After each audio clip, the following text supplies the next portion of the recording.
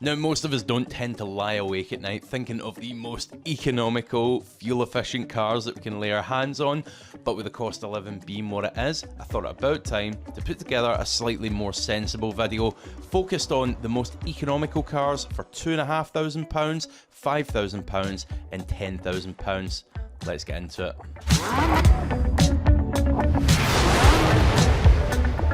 So probably the most efficient way to get through the maximum number of car models in the shortest amount of time is just to jump over to Auto Trader, have a bit of a look, see what catches our eye, see what we want, what we don't want. So let's do it. £2,500 budget, and efficiency is what is on our mind here. And oh, not off to a strong start, are we? Peugeot 208. These had some real problems. They had a braking issue where the brakes wouldn't work. It was probably fixed under recall. Bonnet latch issues, engine issues. No, hard nope on that one. Oh geez, Vauxhall Corsas, I knew we'd come up against these. No, stylish little cars, but timing chain problems just mean no. Although you might save a bit in fuel, you're going to spend half your time fixing this thing. It's never going to be out the garage, so no to the Corsa as well. Okay, alright, here we go. Volkswagen Polo. It's got the 1.4 TDI. So, not a hope in hell, this is going to be ULEZ compliant, so if you need to go into the city, maybe look otherwise, but £2,500, I mean, it's alright, isn't it? 100,000 or so miles, I think I've seen there. It's presentable enough. You gotta look at that interior. I mean, that's alright, isn't it? Still pretty presentable, even in this day and age. Yeah, 108,000 miles. Let's see, any mention of service history or anything like that. Full service history, apparently. So, yeah, I mean, that'd do the trick, wouldn't it? A friend had one of these. In fact, he still got it. 50, 60 miles to the gallon. I'd imagine tax is going to be next to nothing as well. So, yeah, let's get that on the short list. Volkswagen Polo, right off the bat. The only thing I'll say about it, it's a little bit dull, isn't it? It's a bit chicken and mashed potatoes. This looks a bit more exciting. Mazda 2. I'm surprised we see one at £2,500 actually. So it's a 2012, 101,000 miles. That's alright. Let's get a look at it. I think it's because it's red. It's drawn me in more because it's red. Yeah, that's alright. These actually drive quite nice. I really like that the steering wheel sort of harkens to that of the RX-8. Puts me in mind of it for some reason. Yeah, quite like these little cars. Again, I think I clocked there. Yeah, I think I've seen no service history. He'd written no service history on this somewhere. Ah, yeah, there you go. No service history. So we maybe want to shop about a bit more, get one with a bit of service history on it. But again, not bad. It's kind of like the Polo, but to me, that's a little bit more appealing, a little bit more exciting. Let's see what else we got. Okay, right, we're getting into it now. Here we go. Honda Civic. I'm a bit of a Honda fanboy. I love the reliability that a Honda offers, generally speaking. So here we go, 119,000 miles. Not an awful lot. It's got the 1.8 strong engine. Oh, that's not great. I-Shift gearbox. So for those of you who don't know, this kind of generation of I-Shift gearbox, it was like an automated manual. So it was a single clutch automated manual rather than an automatic. If you know, you know. It's basically, it's a little bit jerky. It's a little bit hard to get to grips with. If you're coming from a traditional automatic, then yeah, you'll probably find it a bit jerky, a bit all over the place. But I mean, look at that. It still looks good, doesn't it? I remember when those came out, they were really futuristic looking. Now they're just kind of with the times. I don't think it's dated badly at all. Maybe let me know what you think in the comments on that one. Anyway, search continues. So that's definitely up there on the short list. But I'd find a manual. I probably wouldn't go with that I-Shift gearbox. Tends to wear clutches a bit faster as well. So, yeah, I mean, swings and roundabouts. Ford Fiesta. Okay, here we go. Oh, it's a bit leggy, isn't it? 144,000 miles. It's quite a lot on that little 1.5. So it's the TDCi. All right, that's good. The 1.5, it's not a bad engine. Titanium. So this is top of the range. Getting the full kit on this one. Let's have a quick look at it. Let's see what we got. Again, looks all right, doesn't it? And I mean, that interior, it's not too bad. It's dated okay, hasn't it? I mean, it's a bit of a button vomit on the dash in this generation of Ford. Focuses were the same. Let me just get an image of it. Yeah, it's a bit buttony, isn't it? But, I mean, come on. We're spending $2.5 here. Can't complain. Button vomit or not. Okay, so I'd probably take the Civic over that, if I'm honest. If it was a manual. If it was a manual one. Alright, another Volkswagen Polo. This time the 1.2. 61k on it. 65 horsepower. It's going to feel absolutely gutless, isn't it? If you're doing any kind of motorway miles, this ain't the one. Again, older shape, but we've dropped the mileage here quite significantly. So it's that debate. You could go for the newer car, more miles, older car, less miles. It's going to be up to yourself on that one. I mean, I still think these look quite funky in a kind of retro way. I mean, look at that. This garage has got that nicely presented as well, don't they? Clean and tidy. It's amazing what you can get for a couple £1,000. Okay, let's keep hunting here. We've got another Ford Fiesta, the 1.25. Again, older shape there, less miles. It's going to be up to you. Do you want the newer car? Or do you want more miles? Okay, we're going page 2 now. We're getting desperate. Vauxhall Astra. No, I mean, anything Vauxhall, to be honest, I personally avoid. I know that's probably a bit unfair to say, but it's just my personal preference. I think I would generally have the equivalent Ford. It's just me. I don't want to start a war in the comments section, but that is just me. That's what I would do. Fiat, no, it's a bit Italian, isn't it? Another Corsa, another Fiesta. I mean, what else we got? Here we go. Creme de la creme. Honda Jazz 1.4 DSi. You know, I mean this in the best way. I'm a big Jazz fan. I own one. I own one that's currently getting a K20 engine fitted to it, the 2 litre from the Type R. Big Jazz advocate. Love these cars. But they are the cockroaches of the car world. By that, I mean you could drop an atomic bomb. There'll still be an OAP driving about in a Jazz somewhere. This one actually looks really good. No visible rust. It's probably a southern car. Most of the ones we've got up here in Scotland are rotten as pears, as we would call it. That's the same interior as mine. I like it. It's kind of modular, kind of funky, isn't it? I think it's quite cool. Anyway, super reliable. 50, mid-50s to the gallon, all day long. Not going to go wrong on you. Not going to break the bank at all. Absolute winner there. But again, I'm a Honda advocate, so it's probably no surprise. Here we go. Here's another contender. Mark II Ford Focus. I don't think you're going to get a Mark III in the budget. And right as I say that, we scroll on to a Mark III. Oh, right, okay. EcoBoost. That'll be why it's in budget. We're not going to go there. We'll talk more about that in just a moment, but no, don't even think about it. What I'm talking about here is the Mark II, and this is a winner. The 1.6 petrol. That was the one to have. No bells, no whistles, nothing fancy. Just a simple engine that got the job done. You're not going to be winning any races in this thing. Most of them were only about 100 horsepower. But that would be a winner. Pretty economical. I've owned one of these. 40, 50 miles to the gallon if you drive like an absolute saint. The only thing about this one, yeah, it's an auto. Again, I try and seek out a manual if you can.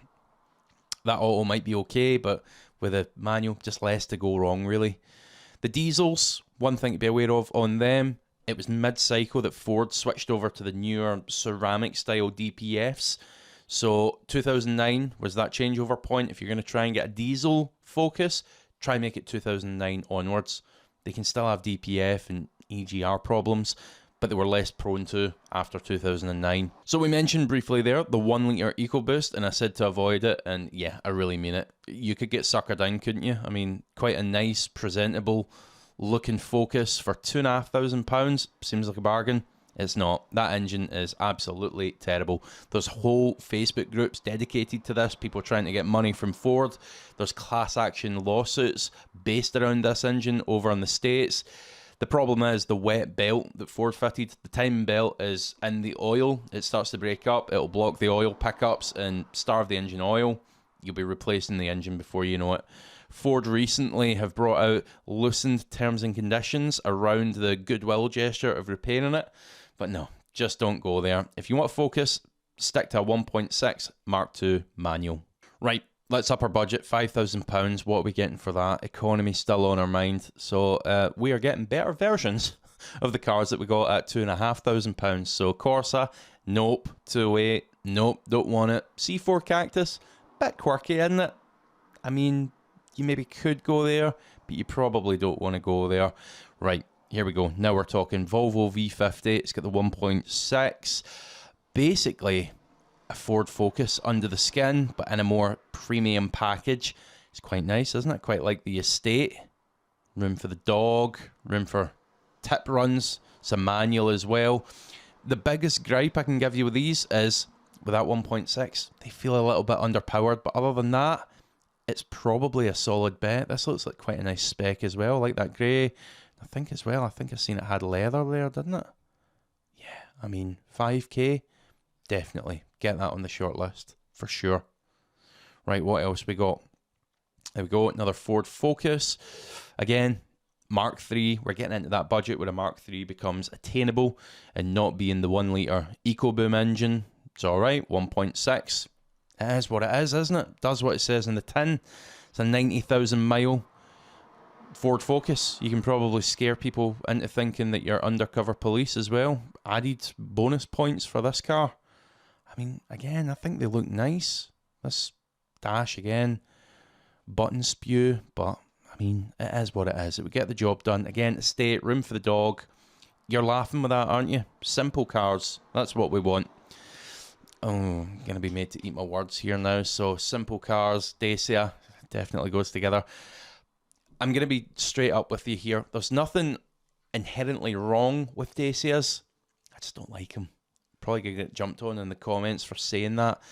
But Dacias, every Dacia that I've been in just feels incredibly cheap. I know it's a cheap car. I know they're made to a budget. But I don't know. Other manufacturers just seem to make the money go further. I mean, plastic kind of non-painted door handles and stuff. Just, it feels a little bit cheap to me. Nothing wrong with it. Nothing inherently wrong. Just, no. If it was my money, I'm probably not going for a Dacia. Land Rover, absolutely forget it. We're not even going to talk about that one. Oh, my screen's jumping about here. There you go. There's another 1 litre EcoBoom sitting there, ready to just snare some unsuspecting victim. Feel bad for them. An M-Class, 100,000 mile, 2008 M-Class. Some sensor is going to break on that somewhere, and you'd have been as well just buying the 4.5 litre Porsche Cayenne. So, no. Nice car, but no. What we could do, though, is have a bit of a look for larger cars on our $5,000 budget that maybe won't break the bank. So 5,000, let's try and go for something a bit more interesting, something a bit more premium. So how about this? How about an Audi A4? 3 litres probably going to be out. It's a little bit against our economy mindset that we've got here, but here we go. So 2 litre. Let's get the 2 litre TDI Audi A4. Let's get into it. Let's have a look. So 2 litre TDI. Cam belt to be changed on these, by the way. I think I've seen this one said, yeah, cam belt and water pump's been done at 123,000 miles. Real bonus if you're buying one of these. And I mean, look at that.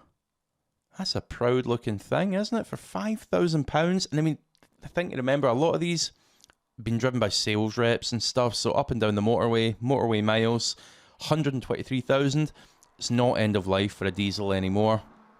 I mean, look at that. Interior's held up really well. That's it's surprisingly presentable. You would be proud to own that, wouldn't you? £5,000. Now, if you're looking for a car about this size, but you're not so fussed about that premium badge, this might be another winner for you. Think about this. Skoda Octavia, similar kind of size, considerably less mileage, slightly newer, and again, grand cheaper than the Audi. So if you don't mind looking so much like a taxi, and you're willing to let go of the kind of shiny veneer, the gloss of the Audi, this could be a winner for you.